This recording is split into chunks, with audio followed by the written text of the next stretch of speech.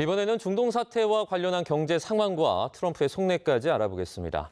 차두현 아산정책연구원 부원장, 김민균 서강대학교 경영학부 교수와 함께하겠습니다. 어서 오세요. 네, 안녕하십니까.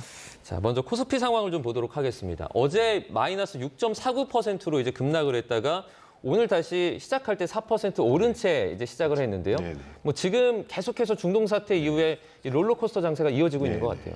뭐 우리 투자자들 보시면 아시겠지만 중동 사태 이후로 계속 이런 변동성이 굉장히 높은 우리 시장의 상황을 계속 보고 계십니다. 네. 근데 뭐 어차피 우리 근본적인 원인은 어쩔 수 없이 전쟁이기 때문에 전쟁이 끝나지 않는 이상은 어떤 그런 이런 변동성 상황은 계속 될 거라고 보고요. 대신 이제 뭐 여러 가지로 이런 이슈가 될 수 있는 것은 이제 미국의 트럼프 대통령이 어떤 그런 뭐 협상이라든가 전쟁 상황에 대해서 얘기하게 되면 어떤 날은 뭐 급등한다거나 또 어떤 날은 또 폭락을 한다거나 뭐 여러 가지 이제 그런 상황들이 이제 계속 벌어지고 있습니다. 개인 투자자 입장에서는 네. 상당히 좀 어려운 장이 아닐까 생각이 드는데 네. 사실 이번 사태 전에는 코스피가 계속해서 이렇게 올라가는 모습을 보여줬잖아요. 어떻게 지금 대응을 좀 해야 될까요? 아무래도 현재 어떤 그런 불확실성을 생각을 했을 경우에는 뭐 저도 이제 원론적인 말씀을 또 드릴 수밖에 없을 거라고 생각이 듭니다.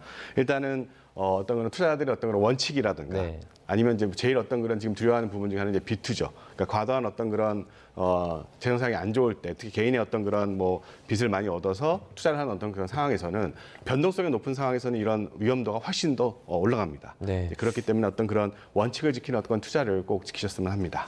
환율도 이제 1,500원대에서 이제 왔다 갔다 하고 네. 있는 상황인데 상당히 높은 환율이지 않습니까? 네. 이 환율 상황은 좀 어떻게 바라보고 계세요? 일단 이제 전쟁 전에 우리가 이제 환율 상황을 좀 보시면요. 일단은 1,480원 정도까지 올라가다가 이제 서서히 어떤 그런 정부 정책도 그렇고 한 1,400원대 초반까지 내려갔습니다. 그래서 이제 안정화되는 어떤 그런 기미가 굉장히 보였는데 이제 그다음에 이제 전쟁이 발발하게 되면서 뭐 어떤 그런 뭐 외국인의 어떤 그런 달러 매도라든가 아니면 불확실성이라든가 안전자산 이동이라든가 여러 가지 원인으로 인해서 지금 현재 이제 1,500원을 넘는 어떤 그런 뭐 어떻게 생각을 해보게 되면 우리 IMF 시대 이후에 처음으로 어떻게 보면 1,500원 넘는 어떤 그런 상황이 벌어졌는데요. 근데 환율이라는 것이 어떻게 생각을 해보게 되면 급속하게 내려가거나 급속하게 올라가는 부분들이 있긴 하지만 일단 안정화시키는 부분에는 어쩔 수 없이 시간이 좀 걸리긴 합니다. 네. 그러니까 바로 어떻게 보면 어떤 그런 부분들이 안정화될 수 있는 부분들은 솔직히 시간이 좀 걸리긴 하는데요. 장기적으로 봤을 경우에는 우리 환율을 자체 어떻게 보게 되면 이제 아까 전쟁 전에 1,400원대 초반으로 내려갈 거라고 예상은 하고 있지만 네네. 현재 어떤 그런 불확실성을 봤을 경우에는 조금 더 올라갈 가능성도 어떻게 장기화될 경우에는 어떤 그런 환율이 높은 시점에서 고착화되는 경우도 있고요. 아니면 뭐 전쟁이 끝나고 이제 안정화가 되면 그래도 우리 어떻게 보게 되면 이제 좀 하향되는 이제 그런 상황이라고 볼 수 있을 것 같습니다. 네, 저희가 유가 얘기도 조금 해볼게요. 유가 네. 정말 민감한 분들 많이 계실 텐데 네, 네. 사실 뭐 트럼프 대통령 말 한마디에 유가가 또 계속 출렁이지 않습니까? 네, 네. 이건 저희가 좀 어떻게 대응할 수 뭐 있을까요? 유가도 어떻게 보면 저희 환율과 증시의 이 세 가지 어떤 그런 축에서 지금 모두 급격한 어떤 그런 변동성을 계속 보이고 있다고 보시면 될 것 같습니다. 네. 그래서 유가 같은 경우에도 어떤 그런 중동의 안정이 어쩔 수 없이 어떤 직접적인 영향을 주기 때문에 그런 부분에서 계속 어떤 그런 변동성을 가지고 엎치락뒤치락 하고 있는 것으로 판단이 됩니다. 네. 자, 트럼프 한마디에 지금 뭐 주가, 유가 모든 자산이 맞습니다. 출렁이고 있는 그런 네네. 상황이 이어지고 있는데 어제 일단 트럼프 대통령이 이란을 향해서 뭐 대화가 잘 되고 있다 이런 말을 또 내놓기도 했거든요. 네네. 5일 동안 그러니까 모든 군사적인 어떤 조치를 유예하겠다 이 말을 하면서 또 주가가 상승하기도 했는데 네네. 트럼프 대통령의 말이 사실 하루에도 여러 번 바뀝니다. 저희가 네네. 어디까지 좀 믿을 수 있을까요? 한 세 가지 경우의 수로 볼 수가 있어요. 첫 번째는 이제 트럼프 대통령이 흔히 얘기하는 네. 이 웬만큼 지금 여러 가지 뭐 이 종전 정전 조건에도 지금 나오고 있지만 네네. 이 조건들은 이미 기존의 협상에서도 얘기가 됐던 것들이거든요. 그렇기 때문에 그 이란의 위협적인 이제 즉각적인 핵무기라든가 미사일 위협은 제거됐다라는 자체 평가를 내리고 셀프 종전 선언을 하는 뭐 이게 그러니까 그 미국 국내에서는 약간의 비아냥이죠. 타코라 그러죠. 네네. 트럼프는 언제나 막판에 꽁무니를 뺀다. 이 시나리오가 이제 현실화되는 경우가 하나가 있고요. 네. 근데 이 경우는요. 이거는 지금 한 달 동안 그럼 도대체 뭐하러 전쟁을 했느냐라는 논쟁이 벌어지고 있기 때문에 대외적인 미국의 이미지뿐만 아니라 트럼프 대통령의 정치 생명에도 결정적인 악영향을 미칠 수 있어요. 과연 아무 근거도 없는 얘기를 할까라는 이 설명력의 한계가 있고 네. 두 번째는 이게 미국 언론 일부에서 나오는 이제 본격적인 군사작전 아마 미국의 현지 군사 지휘관들이 트럼프 대통령이 얘기한 48시간 이내에는 어떤 결정적인 군사작전이 어렵기 때문에 일정한 준비가 필요하다라고 얘기했기 때문에 시간을 벌기 위해서 그리고 또 이란 전쟁 지도부를 혼란시키기 위해서 이 의도적으로 잘못된 정보를 흘린다라고도 볼 수가 있는 거고요. 실제로 일종의 협상이 없었는데도 전략처럼요. 불구하고. 네네. 세 번째 경우의 수는 이거는 이제 아예 상황이 장기적으로 갈 거를 대비를 해서 네. 이란 내부 흔들기예요. 그러니까 이란 전쟁 지도부 내부의 분열을 그러니까 우리한테도 이 접촉을 하고 있는 협상파가 있다. 실적으로 있든지 없든지 간에 그런 정보를 계속 흘림으로 해서 전쟁 수행에 관련된 이제 의견 분열 그리고 더 나아가서는 권력 엘리트의 이 이반들을 불러오게 하려는 그런 의도가 있다라고 볼 수가 있는데 네. 뭐 제가 보기에는 2, 3일 지나면 이게 윤곽이 나올 것 같아요. 만약에 일방적으로 이란이 계속적으로 보복 공격을 이스라엘이라든가 다른 중동 국가들한테 가하는 가운데 미국만 뭐 물론 중부사령부 같은 경우에는 주요 이제 군사 목표에는 여전히 타격이 진행되고 있다라고 얘기를 했습니다만 네네. 이 정도를 빼고 트럼프 대통령이 공언한 뭐 에너지 시설은 건드리지 않는 선에서 어떻게 보면 미국이 그냥 일방적으로 맞으면서도 인내하는 모습을 보이면 아까 제가 얘기 드린 네. 첫 번째 일방적인 셀프 종전선언하고 발빼기의 시나리오가 유력하다고 볼 수가 있고요. 기본적인 군사 목표는 타격들을 하고 있다. 그러면 2의 시나리오에 조금 2나 3의 시나리오에 무게가 실리는데 특히 2, 3일을 기점으로 해서 미묘하게 이란 내부의 결사 항전과 관련된 뉘앙스도 약간은 바뀌고 있고 이란이 이스라엘을 제외한 나머지 중동 국가들에 대한 공격이라든가 미국에 대한 직접적인 미군 기지에 대한 직접적인 공격이 만약에 줄어들면 이거는 3이 어느 정도는 먹히고 있는 경우의 수라고 봐야 될 거예요. 그러면 부원장님, 사실 미국이 협상한 상대가 그러니까 우리가 보통 알고 있는 최고 지도자죠. 모즈타바 하메네이가 아니라 네. 다른 인물이다라는 어떤 그 소식이 지금 외신 통해서 나왔거든요. 네네. 지금 그 지목된 인물이 이란의 갈리바프 의회 의장입니다. 예. 사실 이 정도 사안이라면은 최고 지도자가 나와서 협상하는 게 맞지 않습니까? 본인은 뭐 지금 일단 부인을 했죠. 예. 국회의장 같은 경우에는. 네네네. 그리고 이거 자체가 그러니까 아까 제가 얘기한 3의 시나리오를 배제할 수가 없다라는 게 그러니까 다시 말해서 내부 흔들기용이다. 지금 아마 여러 가지 사정상 그 저항 그리고 결사항전의 상징처럼 돼 있지만 실질적으로 모즈타바 하메네이가 후계자로 지명된 이후에는 네. 상징적인 측면 이외에 실질적인 정책 결정이나 지침을 내리지는 못하고 있는 건 아닌가. 왜 그럴까요, 지금? 그거는 뭐 건강상의 문제일 가능성이 지금 현재는 제일 크고요. 아니면은 의도적으로 뭐 기존에 이란 최고 지도자가 전면에 나선 예가 별로 많지는 않았어요. 근데 지금 같은 결정적인 순간에도 모습을 안 드러내고 있다는 거는 뭐 어떤 사정으로든 지금 공식적인 활동을 할 시기가 아니라는 거죠. 자, 그러면은 무슨 얘기냐면요. 이란도 지금 내부에서 전쟁 수행 방향을 놓고 나름대로의 지금 이견이 있다라는 거를 반증하는 거라고 볼 수가 있고요. 네네. 그 틈새를 트럼프 대통령이 파고들려고 하고 있다는 계산도 충분히 가능한 거죠. 네.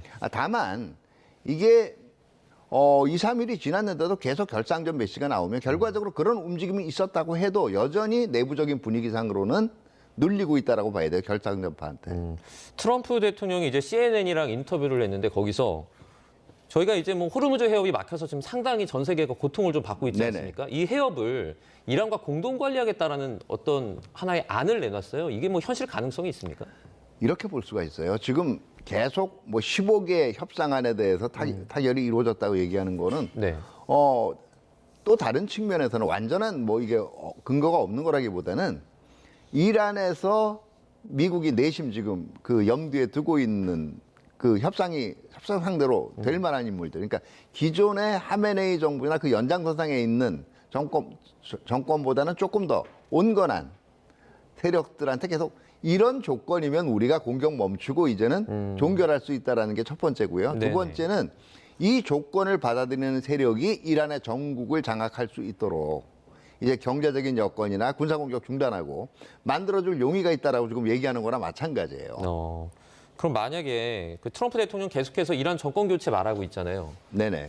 트럼프가 원하는 것처럼 이렇게 정권이 바뀌어서 다른 인물로 이렇게 교체될 가능성은 얼마나 보세요? 현재로서는 제가 보기에는 지상군 투입이 없으면 불가능합니다. 낫다라고 봅니다. 왜냐하면 뭐 없지는 않아요. 내부 분열로 인해서 상대적으로 온건한 인물에 들어설 수는 있지만 이 인물도 상당 부분 내부의 강경파들의 입장을 완전히 무시할 수는 없어요. 그렇기 때문에 일정 부분 항전을 이어가는 모양새를 보이려고 얘기할 거고요. 네네. 흔히 얘기하는 트럼프 대통령이나 이 전쟁 시작하기 전에 미국의 이제 이 전쟁 수뇌부들이죠. 국방부 장관이나 헤그스 국방부 장관이나 얘기한 게 우리는 과거처럼 전쟁 안 하겠다라는 얘기거든요. 목적만 달성되면 나오겠다라는 거고. 그러니까 기대했던 거는 이 전쟁 지도부에 대한 정밀 타격을 통해서 일거에 이들을 무력화시키면 네네. 아마 이란 내에서 자체적인 그 봉기라든가 이런 것들이 일어나지 않을까 생각을 했을 거예요. 그런데 사실은 이란과 같은 신정체제 하에서는요. 전쟁 지도뿐만 아니라 인구의 적어도 한 3분의 1 정도는 기득권 세력이라고 봐야 돼요. 이 사람들은 결과적으로 새로운 체제가 들어서게 되면 자기 삶이 완전히 없어지. 그러니까 걸 원하지 필사적일 않겠네요. 수밖에 없는 거거든요.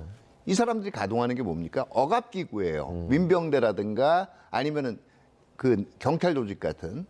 그러면 정밀 폭격을 한다 그래서 상부 수뇌부가 사라진다라고 해도 억압기구가 없어지지는 않거든요. 그렇기 때문에 지금까지 지상군이 투입이 됐던 거예요. 네네. 근데 지금 그걸 안 하고 하려다 보니까 아무래도 실적으로 완전히 분명 제가 보는 거는 그동안의 전쟁사를 보면 전쟁이 막판에 몰릴수록 특히 피해를 많이 입은 쪽의 전쟁 지도부 내에서 내부 분열이 일어납니다. 그리고 종교나 이런 신념도 중요하지만 자기의 정책 이익을 따지는 인물들이 분명히 나오게 돼 있어요. 근데 네네. 그렇다고 하더라도 정말 어떻게 합법적인 무력을, 그러니까 조직적인 무력을 장악하느냐, 이게 딜레마죠. 자, 그런가 하면 오늘 국무회의에서 이제 범국가적인 에너지 절감 캠페인이 발표가 됐습니다. LNG 소비를 그러니까 최소화하기 위해서 석탄 발전에 제약을 두거나 또는 이제 오부제 사용하는 방식이 이제 언급이 됐는데 좀 실효성이 있다고 보십니까? 일단은 처음에 이제 정부가 정책을 시행해서 전쟁이 발발했을 때 석유 최고 가격제라든가 일단 공급 쪽의 어떤 그런 안정을 통해서 여러 가지 어떤 그런 뭐 횡포라든가 이제 그런 부분들을 방지를 했습니다. 네. 근데 지금 현재 상황은 아무래도 전쟁이 빨리 끝날 것 같지 않은 장기전으로 가게 될 경우에는 우리 에너지 어떤 그런 부분에 있어서 문제점이 생길 수 있다라고 해서 기본적으로 정부의 정책은 이제는 수요 쪽. 즉 어떤 그런 에너지 절약이라든가 어떤 그런 LNG 쪽이라든가 이제 그런 변경을 통해서 뭐 에너지 절약이라든가 이제 공공기관의 어떤 그런 뭐 오부제라든가 여러 가지 이제 그런 면에서 장기전에 어떤 그런 대응하는 어떤 그런 정책들을 수요의 어떤 그런 그러니까 절약이죠 한마디로 얘기해서 이제 그런 관리를 통해서 얘기를 하고 있는데. 솔직히 우리나라는 이제 원유도 어떻게 보게 되면 이제 이슈가 당연히 되겠지만 네. 이제 이슈는 LNG입니다. 그러니까 LNG 같은 경우에는 우리나라 전력 발전량 같은 경우는 30%를 차지하고요.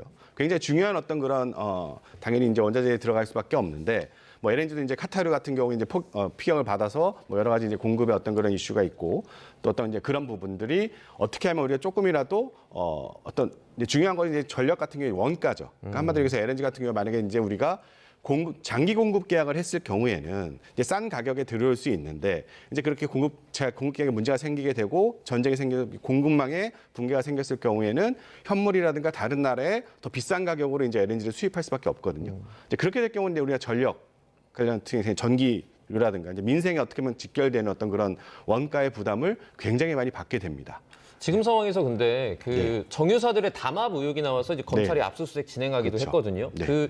이걸 좀 밝혀내기가 쉽지 않을 것 같은데 어떻게 진행될까요? 지금 정유사에서 어떻게 이제 많이 보는 것 중에 하나가 전량 구매 계약입니다. 그러니까 뭐 전량 구매 계약에서 다 뭐 불법이라면 그건 아닌데 네. 일단은 우리 정부에서 이제 지금 계속하는 것 중에 하나는 독점으로 어떻게 보게 되면 석유를 완벽하게 컨트롤을 해서 거기에 따른 어떤 그런 부가적인 이익이죠. 당연히 이제 추가적인 어떤 그런 이익을 독점을 활용을 해서 가져가게 되는 행동들을 이제 그런 부분들을 어떻게 보게 되면은 좀 조사를 하고 관리를 하겠다. 또 불법적인 건 당연히 밝혀내서 처벌을 하겠다. 약간 그런 의지를 확실하게 이제 보여주고 있는 상황이라고 생각이 듭니다. 지금 뭐 LNG 가스 얘기가 이제 나와서 네네. 사실 이번에 호르무즈 해협 봉쇄함으로써 이번 사태가 진행되며 미국이 이 부분에서 정말 큰 혜택을 입었다라는 분석이 좀 나오고 있거든요. 네네. 네, 어떻게 보고 계세요? 근데 미국 기업들은 혜택을 얻을 수도 있고요. 뭐 지금 주식 거래 같은 거 요즘 나오는 소식들을 보면 트럼프 일가도 상당 부분 이걸 가지고 이제 지금 이익들을 보고 있다라는 의혹도 제기가 되고 있는데 네. 사실은 그런 그 이익이 지속 가능하지 않다라는 게 문제예요. 그러니까 사실은 이 전쟁을 어떻게 끝나느냐에 따라서 트럼프 대통령과 마가 세력의 정치적 향후뿐만 아니라 미국 전체의 세계적인 글로벌 어떻게 보면 지금 무역하고 금융망의 정점에 있잖아요. 네. 그 신인도 자체가 흔들리는 거는 이거는 돈으로 환산할 수가 없는 거예요. 과연 그런 판단을 쉽게 할 수 있는 거냐? 제가 보기에는 그러니까 이 주가라든가 아니면 LNG에 대한 이 이해만을 가지고 전쟁을 벌였다. 제가 볼 땐 그건 설명력에 한계가 있다라고 봐요.